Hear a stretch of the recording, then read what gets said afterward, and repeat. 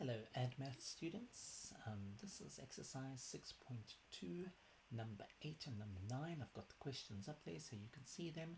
We're going to start on the left hand side here with the circle. It said that if the area of a sector is 6.4, so let's just create a sector here quickly.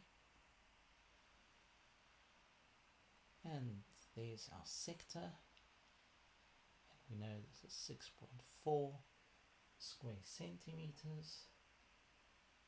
Then they want to know, and they tell us also that the angle is 0.8 radians. So this angle over here is 0.8 radians. Okay, then they want to know what is the radius of the sector. Now remember, we worked on a formula, or we saw a formula that said that the area is equal to a half r squared theta. And this was only true if we had the theta in radians, which in this case we do. So we don't have to worry too much about that. So that means that if we know the area, it is 6.4, we can fill it in. And we know the angle.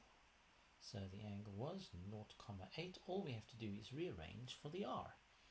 Okay, so let's divide firstly by the half and also by the 0.8. So firstly, if we divide by a half on this side, so I'm going to actually just do this to show you. So if we divide by half, it means those halves cancel, but then we have to divide this side by half. But dividing by half is the same as timesing by 2. If you're not convinced of this, think about a pizza. When you divide it in half, how many pieces do you get? 2. So you start with 1, but you get 2.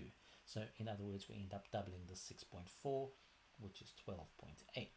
Okay, so that's what 6.4 divided by a half is. And now all we have left is the r squared and the 0.8. So we also have to take and divide by 0.8. Now what is 12.8 divided by 0.8? Well, let's check quickly. I'm just going to work it out for us.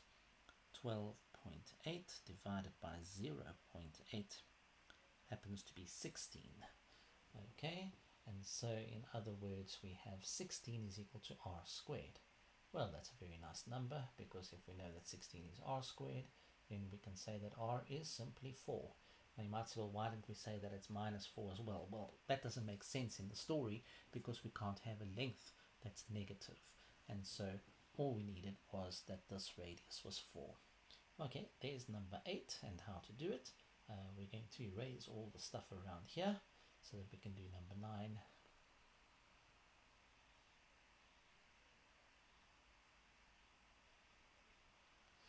I'll erase everything and just also take this other circle away. So question number 9 also starts off with a circle, and it says that we have a chord AB. So let me mark the AB for us. There it is, A and B. And it is 8 centimeters long, so we know this is 8. Okay, and then we also know that the radius of the circle is 5, so if those lines come from the center, we know that both of those lines are 5. Now they want to know what is the angle that it subtends at the center of the circle. Alright, so far there's a few things in mathematics that we haven't done so much of.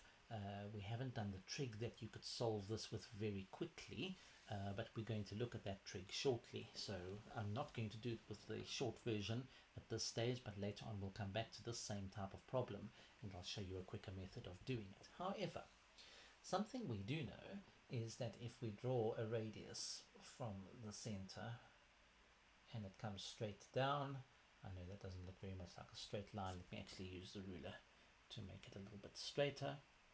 So if we draw a line straight down here, there is a special property about a line that is going through the center, or a radius that cuts a chord AB. Now that property is the following. So if I draw a line that cuts a chord, I do something to this chord. I actually cut the chord in half. In other words, these two sections or lines are equal in length. I also do something else, and that is that I make this a 90-degree angle. Now this is something you should go and learn, Okay, so make a note of it. Okay, so when we draw a radius through any chord, okay, it always cuts the chord in half and also cuts it at 90 degrees. It's something known as a circle theorem. We can do a proof for that. I'm not going to do it immediately, but I want you to at least learn this concept. That means that the line AB8 would have each half as equal to 4. Okay, something I'm just going to actually put in over here, so we know that each half is 4.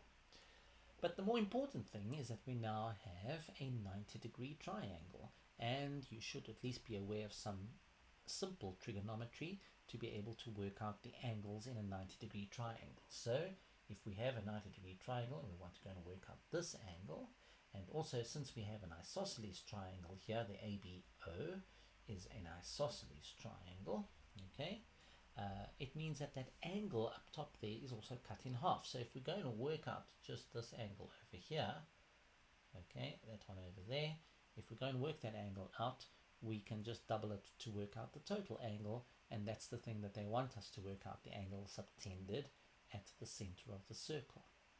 Well, let's see what we've got. Let's redraw this triangle that we've got over here. So I'm just going to highlight it quickly with a highlighter. We're going to just redraw this. So I'm going to draw it like this. Okay, we're going to make it, let's do that again. Here we go. So the hypotenuse we know is 5, and we know that this long side over here is 4. We don't know the side yet, but that's fine, we don't need to. But the angle we're looking for is at the top of the, so the angle will be here.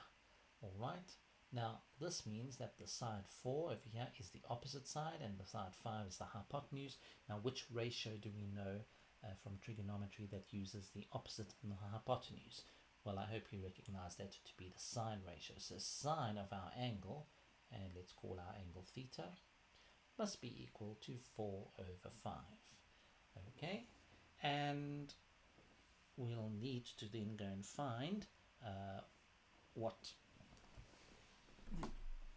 the inverse ratio of 4 over 5 is.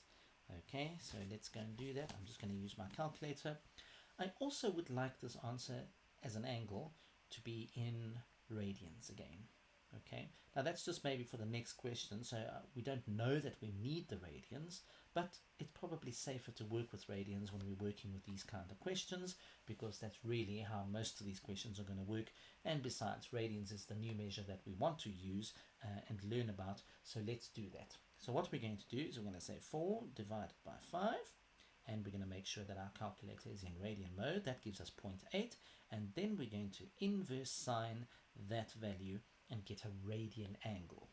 Right, so that angle comes out as 0.927. Okay, so 0.927. So the theta is equal to 0.927 in radians. You can do that in degrees, and if you're not sure what that is, I'll quickly do it for you in degrees just to give an answer. Okay, so 0.8 inverse sine gives you 53 degrees.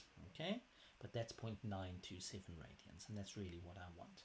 Well, that just means that this angle then must be double that 0.927, and so I'm going to just quickly do the double of that. So 8 inverse sine times 2 gives us 1.855. Okay, 1.855. So that's this whole angle over here is 1.855 radians.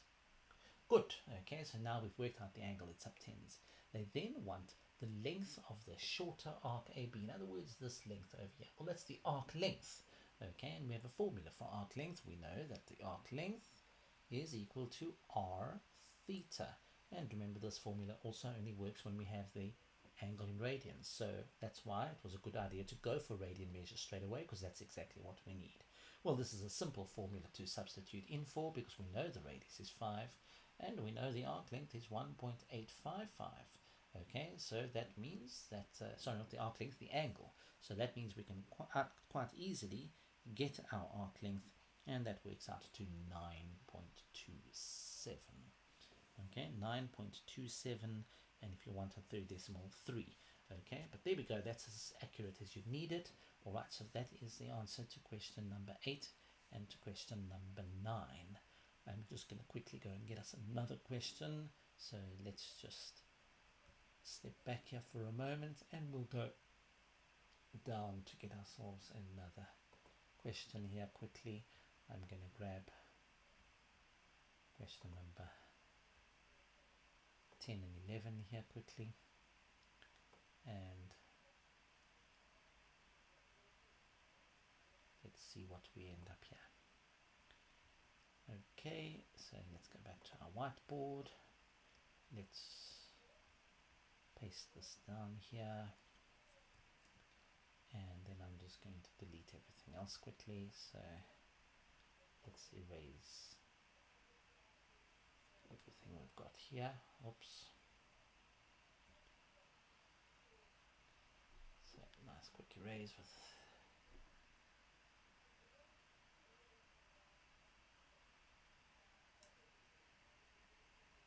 Kidux. And we'll also erase the questions that we had here.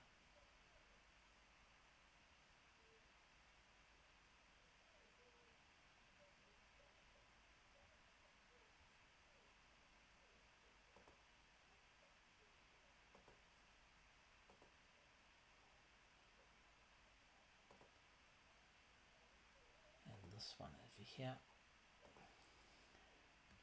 Right, so let's make this slightly bigger now. And let's see what we've got. So this one says for question number 10, the perimeter of a sector is 128 centimeters and it has an area of 960. So again, I'm just going to draw a nice circle and let's see how this looks. Alright, there's a circle and we need a sector in the circle. Let's use a ruler and let's just measure, draw a nice sector here quickly. So they tell us that the perimeter of the sector or a sector is 128. That means the two radii and the arc length together make 128. And the area is 960. What are the possible values of the radius of the sector and its angle? Okay, so tricky little question. Well, let's start with the formulas that we've already used. So the first thing we want to say is that S equals r theta. Okay, and since S equals r theta is this one, we can, oh sorry, let's not do that. So we'll just leave it there. So that arc length is that S. And we know that we have two radii, so 2r plus the r theta must be equal to our 128. Are you happy with where we get that formula? Because we've got two radii, okay, this one over here, this one over here, and that arc length all together, that's the perimeter. That must be equal to our 128. Okay.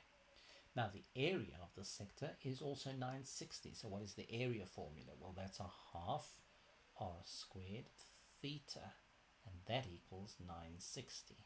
So this is useful because now we've got two equations that we've set up, and two equations can always solve for two different unknowns, of which we've got two, just the r and the theta. Okay, so let me just erase this. And let's have a look here. We're going to go back to this first formula over here. And because we've got r over here and we've got r over here, I'm going to factorize that r out. So I'll have r, and what did we do to that r to get 2r? We multiplied by 2. And what did we do to get r theta? We multiplied by theta. So there we go. Okay, and of course we also know that a half r squared theta is equal to 960. I'm also going to rearrange this equation a little bit. Okay, the first thing I'm going to do to get rid of this half, we'll divide by the half, which means again on the other side we have to double. So what we're left with is r squared theta is equal to double 960, and you've got 1920. Okay. Alright, so let's now resubstitute one or two of the other things in here. and see what we end up getting. Okay, we've got an r squared here. We've got an r in the first one. So the best thing to do is to do some kind of resubstitution. Now I would suggest that what we do is we take this 2 plus theta over onto the other side. So that means to get rid of it on this left hand side we'll have to divide, which means we'll also have to divide over there. And so there we've got a value now just for r. I'm just gonna erase that little circle there, and let's erase this here. So just reorganizing that means we are left with just the r equals 128 over 2 plus theta. I'm going slowly with this so that you can follow carefully. Please make sure you follow every step, otherwise you're going to lose your way in this question. Okay, now that means that I can substitute that in this r squared over here.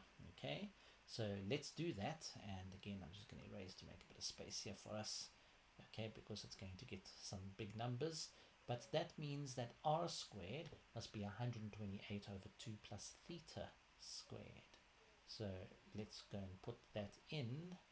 So 128 over 2 plus theta, that's my r.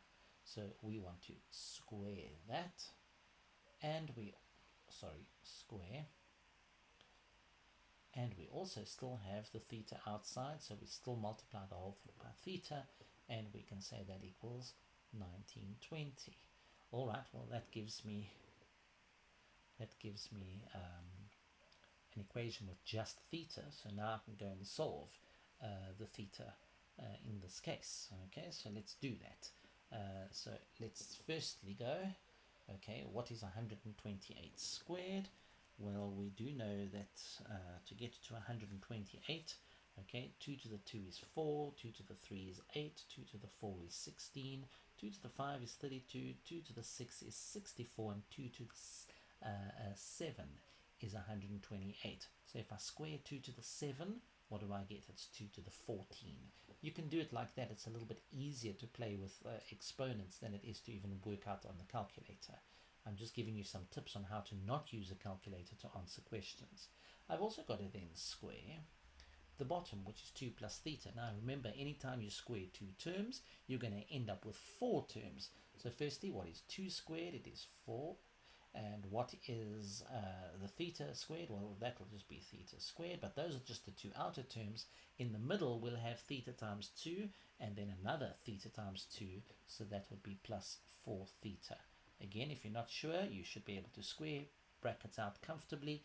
Go and try that. And of course, we've still got the theta, which I'm just going to put over here at the top. So this is now equal to 1920.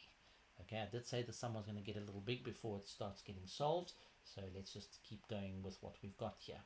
But so far, you're not doing anything wrong. You're actually getting where you need to be. All right, so now I've got this nice big equation with theta squared on the bottom. I'm going to multiply this equation at the bottom here. Okay, this thing I'm going to just take all the way to the top here, because if we multiply it across, then we've got it on this side. So now let's write 2 to the 14 theta, and I'm not too worried about what that number is yet, but we can get there when we do a calculation. Okay, must be equal to 1920 times the 4, sorry, let me just make sure this one stays as a 0, okay, times the 4, and times the 4 theta, and also plus, the theta squared. So 1920 has to multiply to all of those things, theta squared. Right, okay, again, let's just erase one more time here.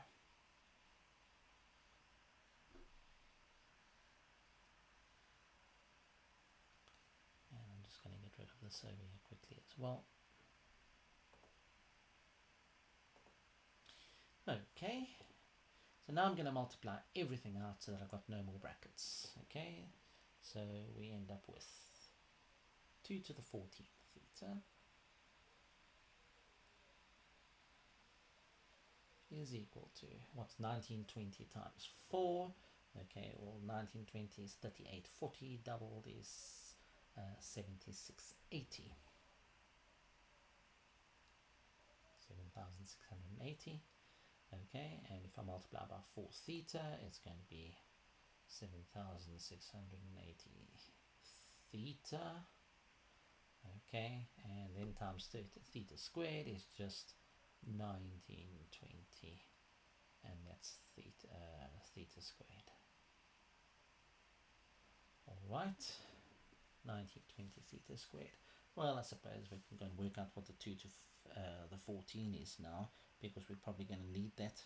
So let's quickly go and see what 2 to the 14 is. 2 to the power 14 happens to be 16,384. So on this side we've actually got 16,384 theta. Okay, so this equals that whole thing over there. Okay, don't get too despondent, stick with the numbers. Like I say, these are tricky calculations but not impossible to do. Also just going to remove this so we've got a bit more space to play with, and let's see. So now let's set it all to 0, because remember, that's the principle of working with any major equation, is to get it to 0. Okay, so I'm going to leave the 1920 theta squared, and we're going to keep that as positive because we like positive rather than negative. 1920 theta squared. Okay, then we're going to say the 7,680 theta minus the 16,384. Okay, so 7,680 minus 16,384 happens to be minus 8,704 theta. And lastly, we've got the 7,680. So that's plus 7,680, and all of that must then be equal to 0. We've just brought everything over to one side. Okay, so there we go, not too difficult. Now, the numbers are a little bit, like I say, on the crazy side, but this is really just a quadratic equation. It's no different to when we had something like 2x squared plus 3x plus 5 or something like that, which we can solve with either the quadratic equation or with factorizing.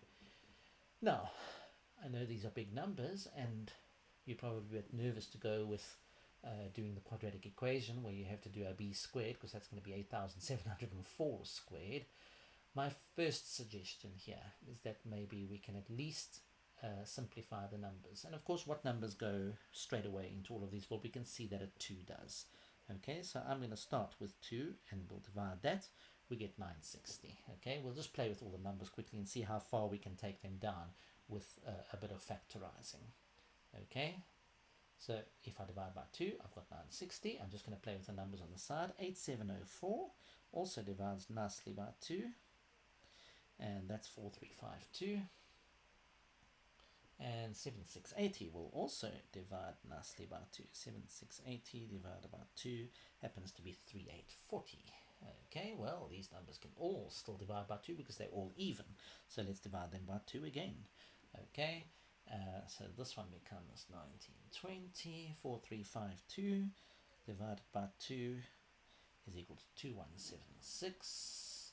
And lastly, 960 divided by 2 happens to be 480, and we can still divide by 2. How nice and convenient. You see, they're getting smaller already. Okay, 480 divided by 2, 240.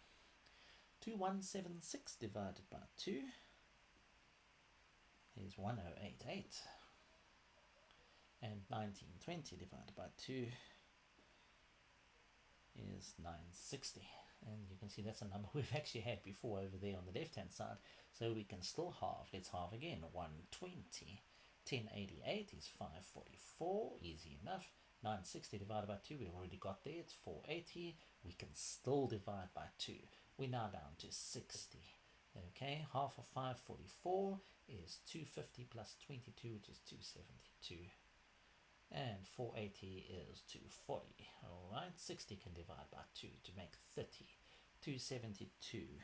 Okay, here's where we're now going to get a number that is no longer, oh, it actually does still, it's 136 and 120, and we can still divide by 2. Look how close we're now getting down to an easier working quadratic.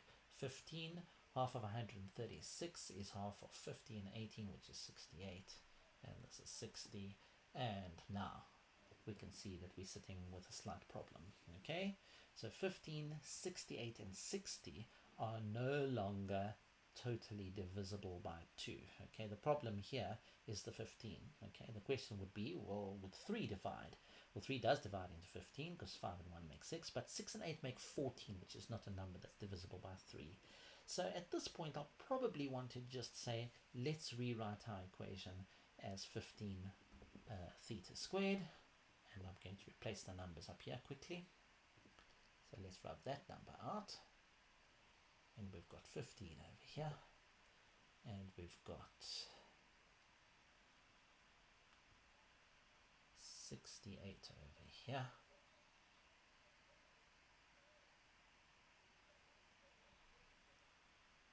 and lastly we've got 60 over here. Well, it's certainly a more manageable quadratic equation now. Let's erase all these numbers and trust that we did all the maths right. I'm sure we did. I don't think it's went too badly wrong there. This is the thing with many numbers. It's very easy to make a mistake. But we'll try and remain accurate, and this is something that you'll want to become very good at, especially in preparation for AS. Okay, so the question is 15 and 60. How can we get a 68? What are the factors of 15? Well, we'll start with 1 and 15. And we know 3 and 5. 60's got a couple more. Okay, so 60 and 1, 30 and 2, 15 and 4, and then 12 and 5, and 10 and 6. Those are all the factors, okay?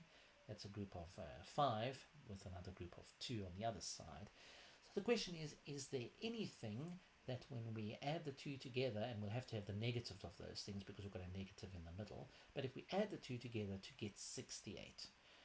Alright, so 60 and 1, 60 times 5 is 300, 1 times 3, no. 60 and 1 is definitely not going to work with either of those ones to give us a 68. 30 and 2, well, 30 times 3 is 90, 2 times 5 is 10, that means I'll get an 80. 30 times 1 is 30, and 2 times 15 is 30, so that's also not going to work. Okay, so, and I don't think the other way around is going to work for those because then we're going to get much bigger numbers, so that's not great. So 15 and 4, let's see if that works with the 3 and 5. 15 times 3, that's already 45. 4 times 5 is 20, so not quite. 15 times 5 is 75, that's already too big, so I'm not going to go that route. I could try the 4 times 15, but that also doesn't work. Let's go with the 12s and the 5s. Okay, so 12 times 3 is 36. 5 times 5 is 25. What is 36 and 25? Okay, so 36 and 25 gives us 50. 36 and 25 gives us 61. It's close, but not quite there. If I take the 12 and multiply it by the 5, I get 60. 5 times 3 is 15. That's also not going to work very comfortably. So I'm left now with the last numbers, which is 10 and 6. Now 10 times 5 happens to be 50.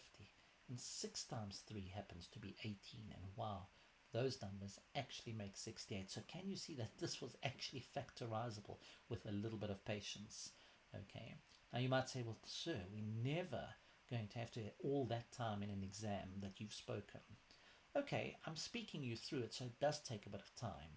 But the necessary thing is that you can actually learn to do this quite a bit quicker if you just have the bit of patience. Okay. If I wasn't speaking, I would have done this in a quarter, if not less, of the time. And this is something you're expected to try and actually do. So let's have a look now.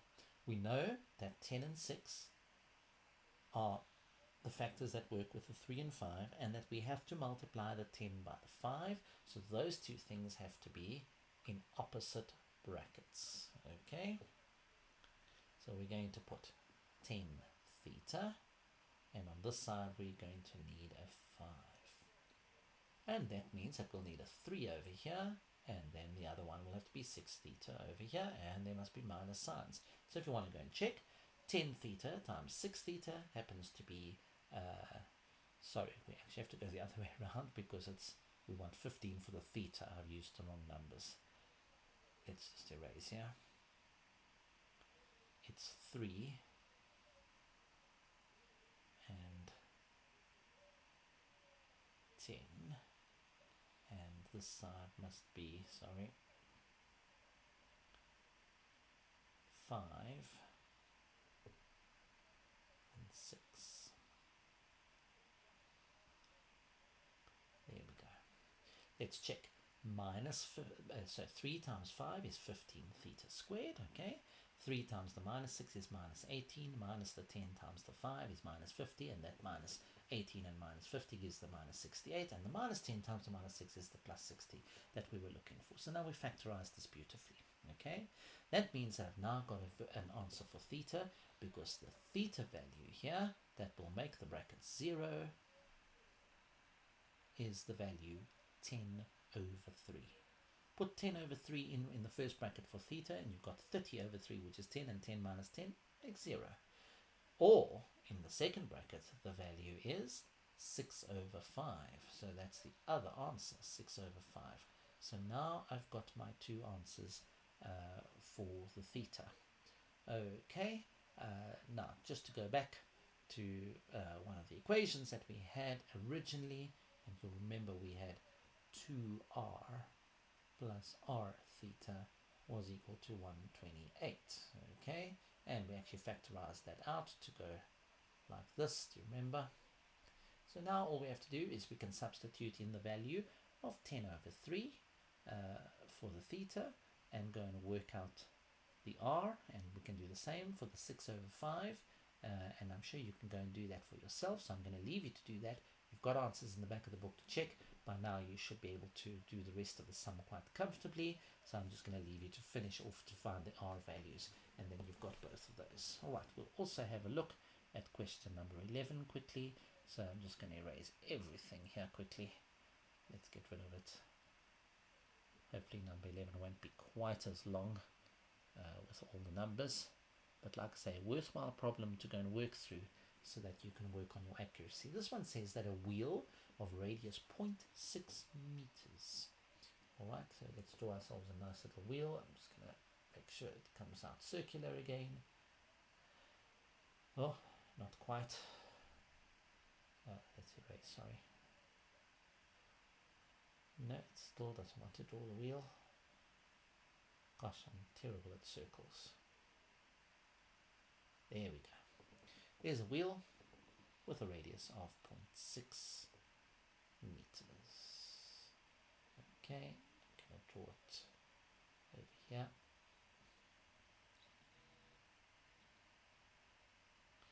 And we know that this value here is 0.6.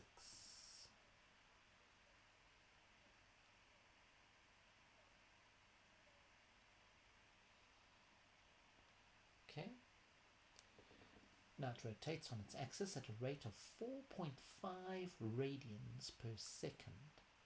What is the speed with which the point on its rim is moving? Alright, so the radius, okay, is 0.6, and the angle it moves every second is 4.5 radians, okay? That means that what we want to work out is per second, if I had a point over here, where would that point be after 1 second? Well, we know that the angle that the sector would make would be 4.5 radians, okay? So we can work out what this distance is, okay? and it will be in meters since we're working in meters. So let's go and do that now. We know the formula for arc length is S equals R theta. So this is a nice simple equation, 0.6 times 4.5. So let's work that out quickly in the calculator. 0.6 times 4.5, and that comes out to 2.7. So 2.7 meters is moved in 1 second. So what is that speed? Well, you can leave it as 2.7 meters per second. Meters per second is a very valid way of expressing speed. Okay, but if you wanted to turn it to kilometers per hour, you'd have to multiply by 1,000 for the meters, but divide by 3,600 for the seconds to get to hours. Okay, so what's 2.7 times 1,000? Just happens to be 2,700, and if we divide by 3,600, we could put that as 0.75 kilometers per hour. So it's not really moving that fast, okay, but there we go. You get an idea of how the wheel is turning. I would leave it as 2.7 meters per second in this case because they didn't ask any further, but just to do a conversion if you need to. All right, there we go. So we've got question number 10 and 11 done.